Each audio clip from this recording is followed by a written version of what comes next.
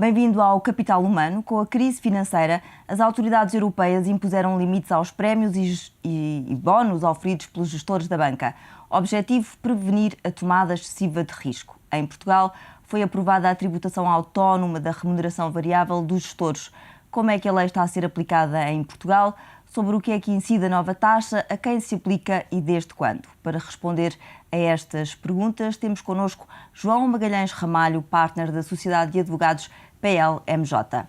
Olá, João, obrigada por ter vindo ao Capital Humano. E começo por perguntar-lhe o seguinte: o Comissário Europeu para os Assuntos Financeiros, Michel Barnier, admitiu recentemente novas medidas para controlar os bónus dos gestores. São de esperar novas limitações neste campo?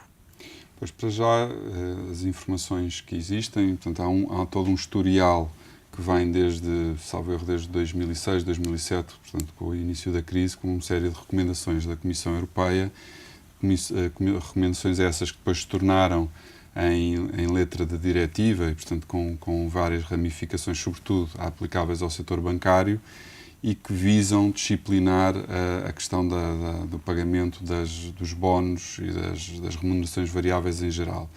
Neste momento ainda não é expectável, ou pelo menos não existe informação de novas medidas adicionais, mas existe de facto já um aviso à navegação no sentido das empresas, e sobretudo as empresas com maior responsabilidade e, digamos, maior visibilidade, de se conformarem na implementação das suas políticas remuneratórias, precisamente com estas guidelines gerais que têm vindo a ser divulgados no sentido de uma maior ponderação e de uma maior repartição do risco, digamos assim, do pagamento dessas remunerações associadas ao risco e não em termos fixos ou absolutos.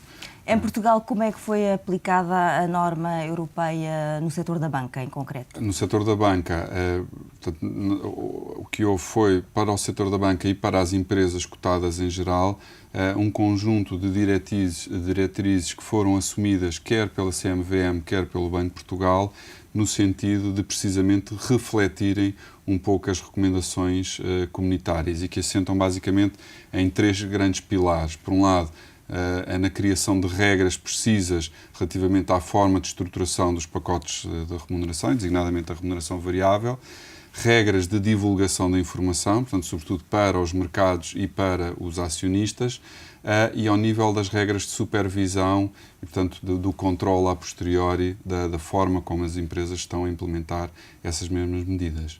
Mas a remuneração variável passou a ser tributada. Exatamente. Portanto, desde com o Orçamento de Estado para 2010, que, como se recorda, entrou em vigor apenas no final de abril de 2010, foi introduzido, portanto, no Código do IRC, foram introduzidas duas regras. Uma regra específica para a banca, que prevê apenas e só para o ano de 2010 uma tributação autónoma de 50% dos gastos com remunerações variáveis que excedam 25% da remuneração total anual dos administradores, desde que superior a 27.500 euros. Portanto, essa é uma regra especial apenas prevista para a banca. E depois uma regra geral, transversal a todas as empresas, que prevê uma tributação de 35% nas mesmas condições, sendo certo que prevê a possibilidade de, se eu deferir 50% da parte variável durante um período de 3 anos e sujeito a um critério de desempenho positivo,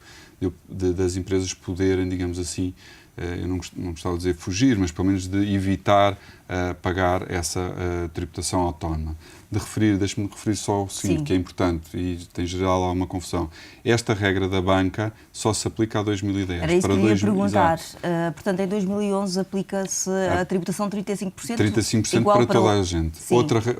Outra questão também associada a esta questão do prazo, e uma vez que a lei entrou em vigor a meio de abril, segundo um acórdão muito recente do Tribunal Constitucional, estamos portanto, face a um facto tributário de formação sucessiva, portanto, que se vai formando ao longo do ano e, portanto, embora a lei do orçamento tenha entrado em vigor em finais de abril, ela retroage a 1 de janeiro de 2010, o que significa que todas aquelas empresas que pagaram remunerações variáveis e que excederam estes limites nos primeiros meses de 2010, estarão abrangidas pela nova regra. Pessoalmente discordo, mas de facto é a interpretação que o Tribunal Constitucional fez a propósito de uma situação semelhante. E porquê um tratamento diferenciado para a banca em 2010 com uma taxa superior Eu acho aos que outros setores? foi uma razão política, moral, no fundo, embora eu acho que um pouco injusta, porque o caso português, com exceção do BPN, a nossa banca não tinha ou não teve, não padeceu dos mesmos males, como por exemplo no caso da Irlanda, mas no fundo toda a crise, aliás, lendo as diretivas comunitárias, elas próprias assumem que a crise de 2007 e 2008 e o colapso que ocorreu ao nível do setor financeiro foi em parte motivado pela branca e pela desregulamentação que existia nessa altura. E, portanto, eu acho que é um sinal que é dado, digamos assim, ao setor que foi tido e apontado como um dos responsáveis da crise económica de 2007-2008.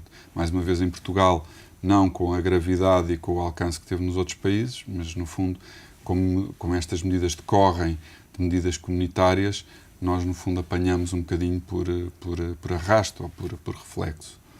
O deferimento do pagamento dos prémios por 3 anos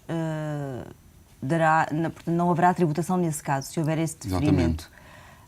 Qual é a lógica dessa medida? A lógica decorre da própria diretiva e, no fundo, da ideia de que quando eu tenho uma remuneração variável, os gestores e outro pessoal da empresa que tenha também responsabilidades e tenha acesso à informação privilegiada devem partilhar dos riscos da própria empresa. Ou seja, não devemos olhar para a remuneração variável em termos absolutos e como um direito adquirido que os administradores e gestores têm, mas como ele deve ser ponderado em função do próprio desempenho da empresa, dos critérios de médio e longo prazo da empresa e do próprio desempenho que a empresa tem ao longo desse período. Ou seja, tem que haver um desempenho positivo para que não haja lugar à tributação. Portanto, o que decorre das diretivas e o que está na nossa lei fiscal é que existe, portanto, eu para evitar a tributação autónoma tenho que diferir durante 3 anos pelo menos 50%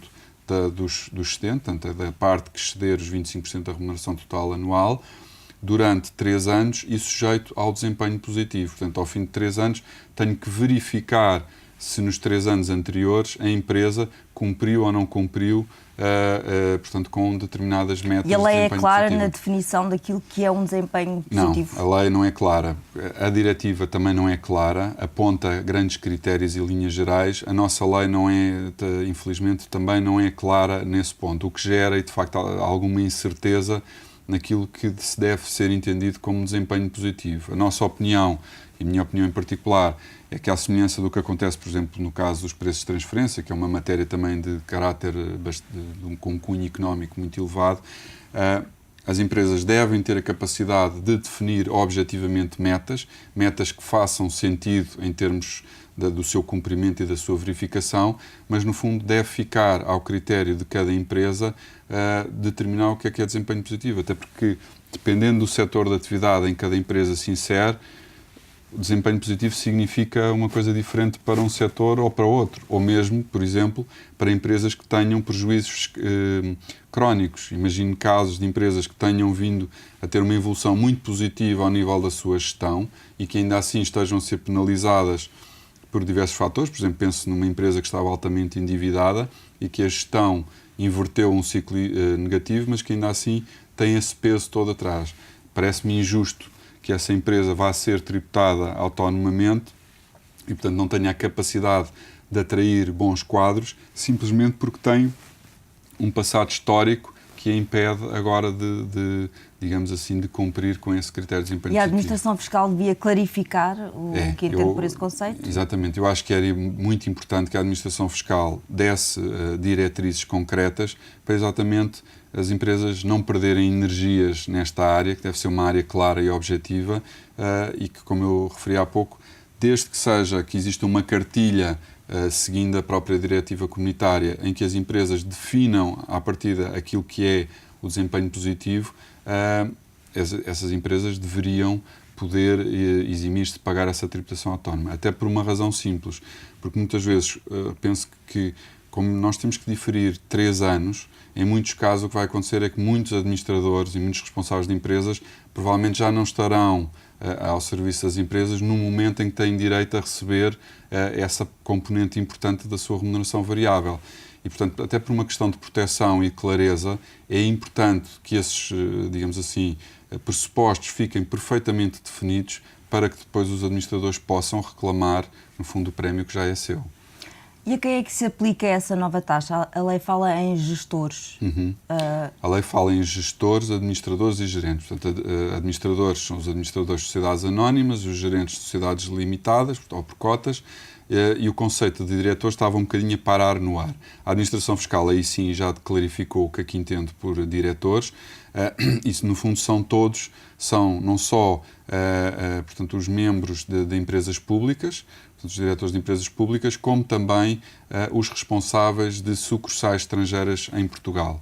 E, portanto, não abrange todos os outros cargos que muitas vezes as empresas têm o cargo de diretor, vemos muito nos cartões, diretor de tal, diretor de marketing. Portanto, esse grupo de colaboradores está fora do conceito e, portanto, do âmbito da aplicação desta norma.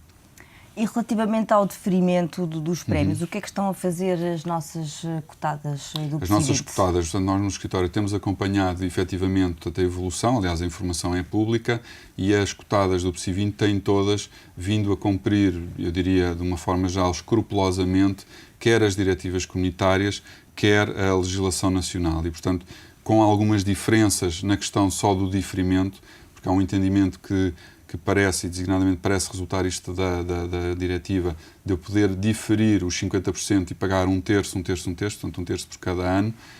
E existem outras opiniões que entendem que deve ser tudo pago no final desses 3 anos. Mas com essa pequena diferença, com essa nuance, as empresas claramente estão preocupadas, portanto têm comissões de remuneração, as comissões de remuneração estão a avaliar os planos estão a ser definidos, estão a ser divulgados e estão a ser implementados. João, para terminar, em sua opinião, esta nova taxa e estas novas regras vão evitar, de facto, a tomada excessiva de risco por parte dos gestores? Eu acho que é um aviso claro à navegação. Eu não concordo tecnicamente com a forma, porque eu acho que sob impostos sobre o rendimento não devem existir tributações autónomas, porque não tributam rendimento e, portanto, é digamos assim, uma aberração no próprio sistema, mas ainda assim concordo que seja um aviso à navegação e que haja cada vez mais portanto, uma partilha de risco e digamos assim, um forçar ou pelo menos o limitar ou disciplinar uma gestão sã e prudente a objetivos das empresas de médio e longo prazo. João, termina aqui o nosso programa. Muito obrigada por ter vindo ao Capital Humano. Nós voltamos para a semana com outro convidado e com outro tema.